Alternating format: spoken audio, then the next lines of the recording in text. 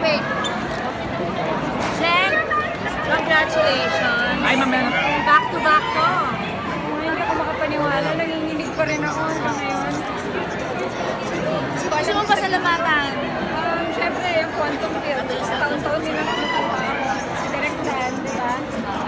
Inspirasyon ko si Jazz. Siyempre, gusto ko, ang laking blessing na binibigay ni God sa akin. At walang forever. Best picture. Thank you, Lord. Oo. Sino napakagandang Christmas gift? Sobrang gandang Christmas gift para sa akin. Itong taong to talaga, napakaraming blessing at sobrang thankful ako sa lahat ng mga nangyayari. Sa lahat ng mga sumusuporta, sa mga fans, maraming salamat. How did you spend your Christmas? Sa bahay lang. Kasama yung mga kamag-anak ko, mga pamangkin, New Year. bahay pa rin. Bahay pa rin. And anong look forward mo sa 2016? Sana mas maganda pa. Ma-beat yung 2015 ko. Sana. Positive. Mas magandang 2016. Mas magandang 2015. Mas maganda pa sa 2015. Sana. Thank you, Jen. Who made your dress? It's Martin Bautista. Yan. Thank you, Jen. Jen, anong you. feeling lang na twice it in a row, tapos pareho pa kayo ni Echo na nalo this Oo nga year? sobrang happy ako for Echo.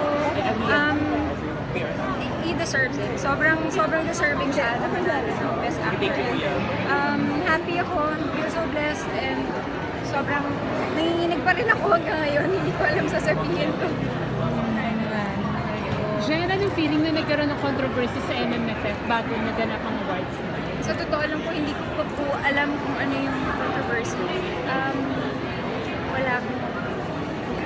ko alam, so wala akong masabi. So, no expectations from the start?